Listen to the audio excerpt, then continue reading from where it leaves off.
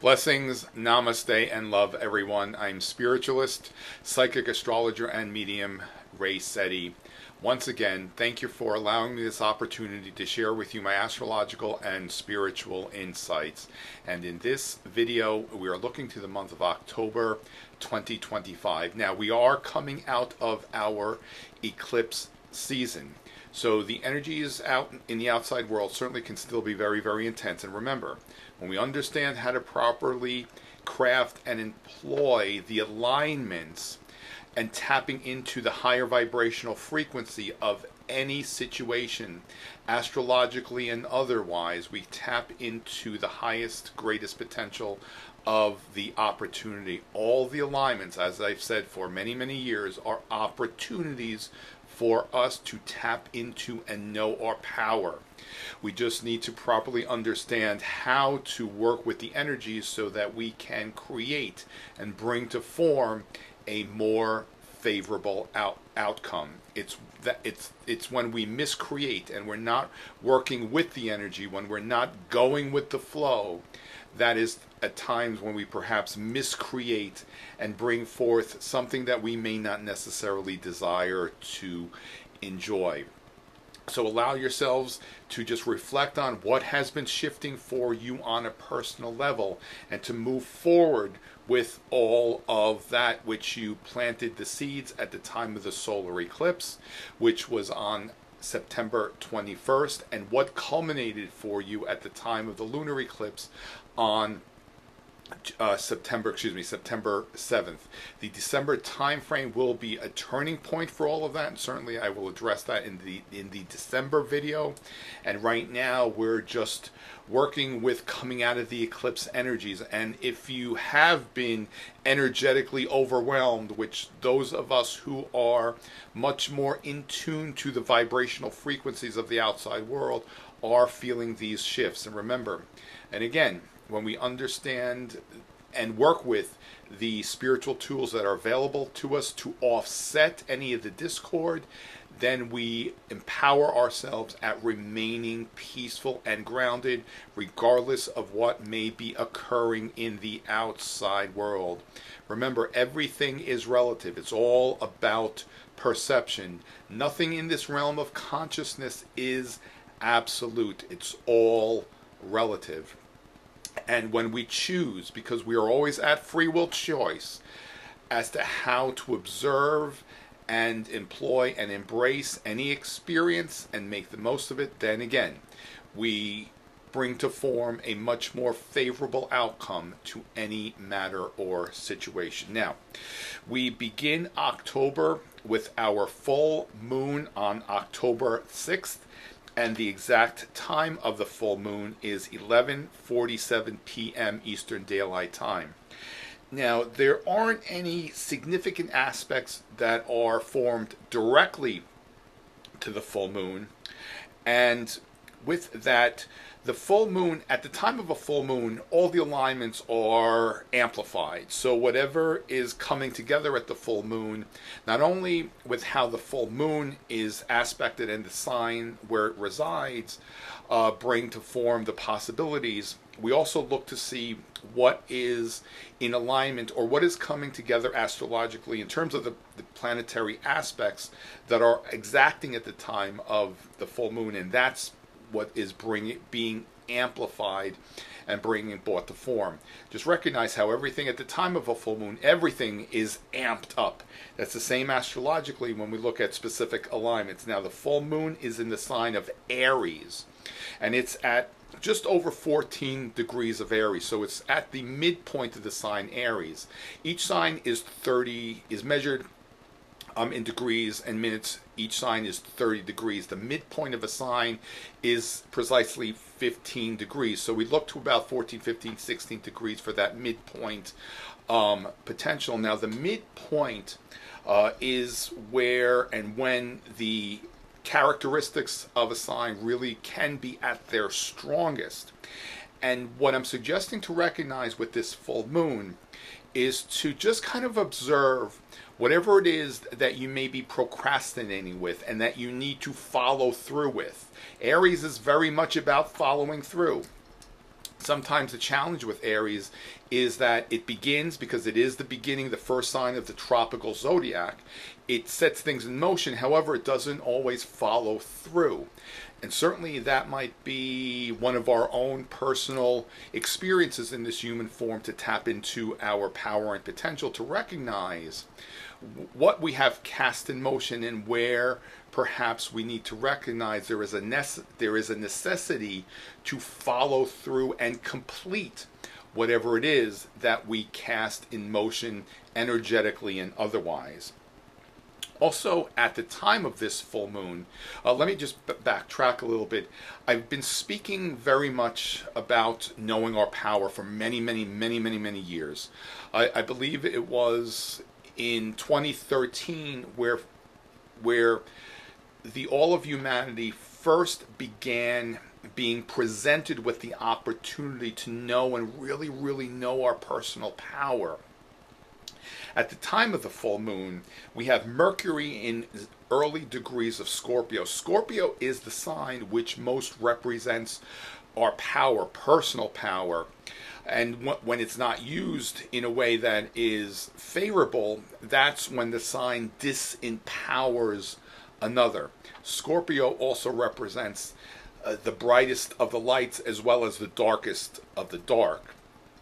And how Mercury is being aligned by Neptune and Uranus at the time of this full moon, it is very much a time for us to recognize our spiritual power, or rather the power of the mind, which is connected to that spiritual battery.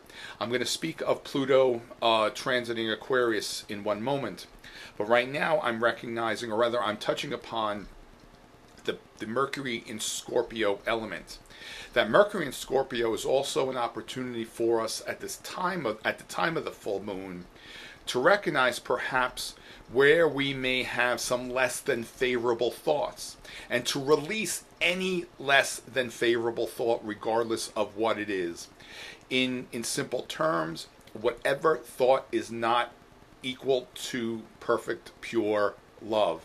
Any of those thoughts which are not in alignment with love, it's time to, especially at this full moon, to just let them all go. Finally let them all go. Remember, by allowing ourselves to release those less than loving, less thoughts that are not necessarily serving a greater purpose for us, then we are once again at a greater place to create and the desires that we, or rather bring to form the desires we choose to enjoy while we are in this human form.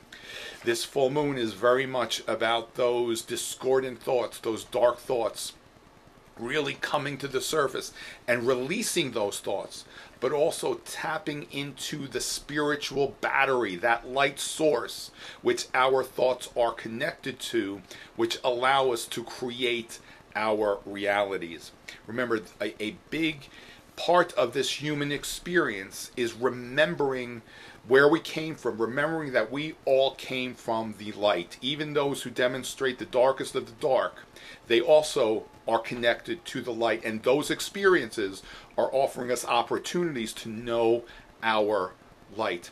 It is stated in the Course in Miracles that whatever it is that we may hate in the outside world is just something that we're not choosing to see within ourselves. Remember, everything around us is a reflection of what is inside of us. Allow yourself the courage to really see that darkness so that you can release it and tap into the light and demonstrate your personal power. Now, Scorpio, which is ruled by the planet Pluto, will move direct on October 13th at 10:52 p.m. Eastern Daylight Time. Pluto has been retrograde since May 4th. It will turn direct on October 13th. Now, Pluto is still in the early degrees of Aquarius. Right now, I have two videos which offer my insights on the Pluto into Aquarius, the Pluto throughout Aquarius passage, and what some of the greatest potential that we can tap into during this transit of Pluto in Aquarius, which there was much misinformation, just kind of like rumbling around social media at the time when Pluto moves into Aquarius. Everybody, or many, were just stating that we've begun the age of Aquarius. That's not necessarily accurate and correct. These experiences are part of the continual dawning of the age of Aquarius, and not necessarily yet the onset of the age of Aquarius. And I've said that by my calculations, we may not necessarily be in the age of Aquarius till about 2165, and no one knows really for sure when it's going to happen. And by my professional calculations as a seasoned astrologer, that's what I'm suggesting could be the possibility of the beginning of the age of Aquarius. And that being said, it does not infer that we cannot enjoy the blessings of that Aquarian element, which is brotherhood, humanitarianism, that sense of oneness. Just because we may not necessarily be in the age of Aquarius yet does not infer that we cannot enjoy those blessings that will be very much prominent and only existing during that time. Pluto in Aquarius is, and this, because of its aspects, because of how it's aspected from Neptune and Uranus. You see how the potential of any planet in a sign will demonstrate itself is dependent upon how it is influenced, or what we call aspected, by other elements, other planets. Now, what's extraordinary is an alignment between Pluto, Neptune, and Uranus at this time. This specific alignment, I don't believe, has ever unfolded before. By the research that I have done, it will be exacting in the summer of 2026. Now, the essence of all of this is for us to truly understand our spiritual power. That's what this is all about. Understanding that spiritual power from that place of love. Also, truly understanding the power of love. For so many years we've heard about the power of love and the extraordinary blessings that it can bring to form. These are times, these are most certainly, most emphatically times for everyone to purely, perfectly, truly understand the power of love, which comes from that light that we are always talking about. This Pluto in Aquarius transit is knowing the power of the light, really understanding the power of the light, and first and foremost, us personally demonstrating that power. That's, in very simple terms, the essence of what this is all about. Pluto retrograde is a regeneration of that power and a remembering of that power. I mean, really remembering that power, especially in the sign of Aquarius. So now that Pluto has turned direct, it is certainly an opportunity to demonstrate that power of love. I certainly suggest to recognize and just kind of really reflect on your own personal service to humanity and craft that power into that service. There are quite a few times I've spoken of the opportunity of knowing our service to humanity and embracing that and moving forward with it. These times now are certainly opportunities to truly tap into that power and really knowing that power from a place of love and humility and demonstrating that power, especially now that Pluto has moved forward in the early degrees of Aquarius. It moves forward, it moves direct at about 1.5 degrees of Aquarius, so it's still in the early stages of Aquarius. And over these next, it's about 7 to 9 years that specifically the alignment with Pluto and Neptune is going to be what we refer to as an orb. That alignment in and of itself is what's bringing to form that opportunity of really understanding and truly knowing the power of love. Now, we are approaching our next new moon, which will be on October 21st, and the exact time of the new moon is 8:25 a.m. Eastern Daylight Time.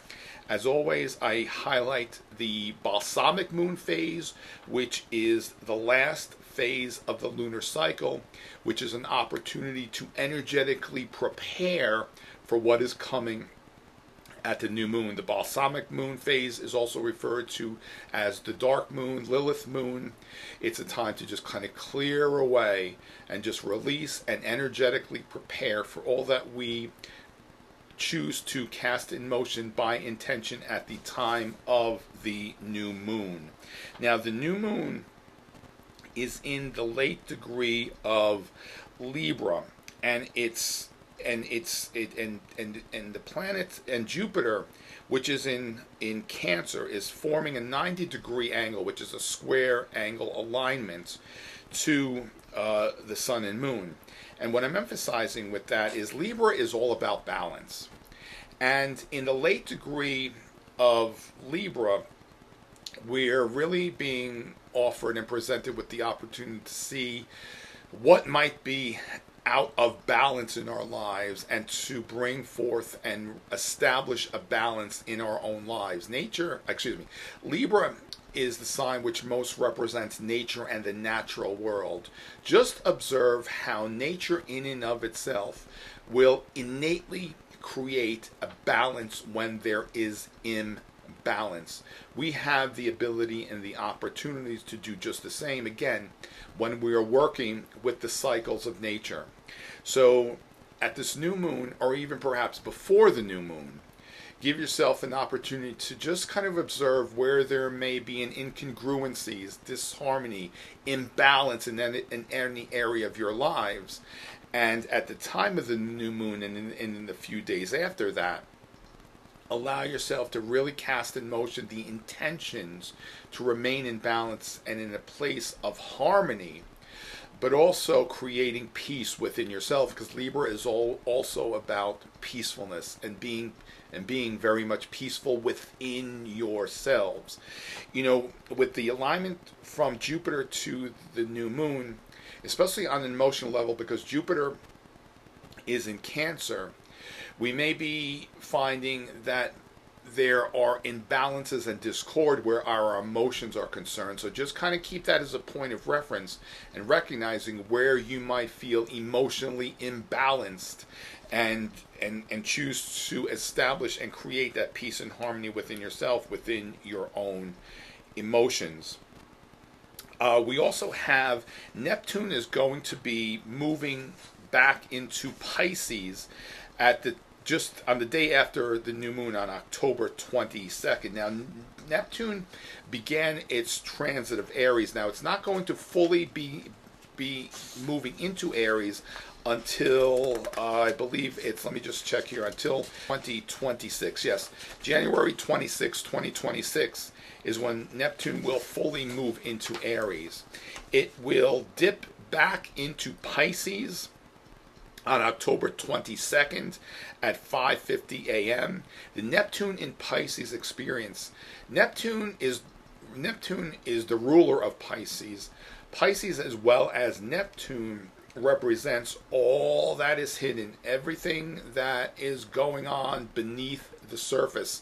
I refer to these experiences, especially discord, as malware. Just as malware operates on a computer, it operates in the background, but we don't necessarily know it's there, but it's affecting the optimum performance of a computer. We have the same experiences in our human form where these conditions, these programs, these perhaps less than serving beliefs have been established within ourselves at a very young age. They're operating in the background. We don't necessarily know that they're there. However, they are affecting our optimum performance. The Neptune in Pisces experience was an intensified cleansing of this discord for the all of humanity, certainly for ourselves on a personal level, because once Neptune begins its passage of Aries, whenever a planet, especially an outer planet. The outer planets are referred to as being generational. Yes, they have an influence and effect upon us personally, and more so, they represent what is occurring generationally. Once Neptune begins the passage of Aries, it represents a significant new spiritual beginning for the all of humanity. So when the majority of humanity chooses to, again, clear away this discord and these less than serving thoughts and conditions, because we are first and foremost being the change we enjoy to see in the world, we're creating that ripple effect to the outside world. In the metaphysical realms, we understand that we only need 144,000 individuals operating as best as possible at this high vibrational frequency to create a major change in the outside world. And certainly, much of this can be conducted with grace and ease. Many times we create the difficulty more so than is necessary for ourselves. But when we are in that place of knowing, pure, peaceful, just knowing of our power, what we can create and bring to form is extraordinary. And what I'm emphasizing is to continue moving forward on this clearing away of this discord and really allowing yourself to recognize the power of being the change you choose to enjoy seeing in the outside world. Neptune, again, is retrograde. It's dipping back into Pisces. Neptune will move direct on December 10th of 2025, and it will fully begin its passage of Aries on January 26, 2026 at, for those interested, 12:34 p.m. Eastern Standard Time. I will, just as I created a video specifically for Pluto in Aquarius, I am endeavoring towards creating specific videos for Neptune in Aries, as well as Saturn will also be moving into Aries as well.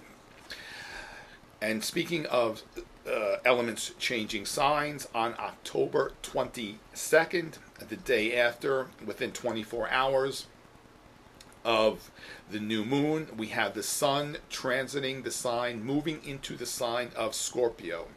That is October 22nd, 2025 at 11:50, almost 11:51 p.m. Eastern Daylight Time. As I said earlier, Scorpio represents the darkest of the dark. It's also the opportunity to transform beyond recognition. When Pluto begins its passage of the sign Scorpio, it's an opportunity for us to go within and conduct what we refer to as shadow work. Look to see where there is darkness within yourselves. Look to recognize where there are the greatest challenges, which truly, as I understand, are opportunities. Where are the greatest difficulties and challenges that are required for you to overcome? Wherever we experience the greatest difficulties in our lives, those experiences are the opportunity for us to know our power, great power. As always, this power is suggested to be demonstrated from that place of love. Pluto is the sign which rules Scorpio. Scorpio is also the element which will disempower another. And that only occurs when the individual doesn't know its own power and light. When it feels the need to control, manipulate, and disempower another, that's when it's not necessarily knowing its own power and creative being from that place of love. So as the sun transits the sign of Scorpio, we are presented with the opportunity to really, as I said, do that shadow work. Look to see where there is darkness in our lives and where perhaps we may be less than loving. Those are the opportunities to tap into our greatest power. Whatever is the greatest challenge for you, and as I said, that challenge truly is an opportunity. It's not meant to be a difficulty. It's an opportunity for us to really know our power and to observe and embrace that power and that light from that place of love. When the sign transits Scorpio, certainly it's a time for us to honor our loved ones who are not necessarily in physical form, but to recognize that those connections are still very much present. Those interactions are very much a part of our continual human experience. Even though our loved ones are no longer in physical form, those connections remain very much intact. For the most part, we're not taught to recognize how spirit interacts with us and how our loved ones, our ancestors who have gone before us, are still very instrumental in our human experience. And they are very much present and willing and love and desire to lovingly share with us their guidance. Again, we're not necessarily taught how to recognize it. The passage of the sun in the sign Scorpio certainly is an opportunity to really truly remember your connection with the spirit realm. I'm always suggesting for all to explore and discover these interactions, and I'm always emphatically suggesting to recognize the importance of remaining energetically shielded and protected against anything that may not necessarily be of the light.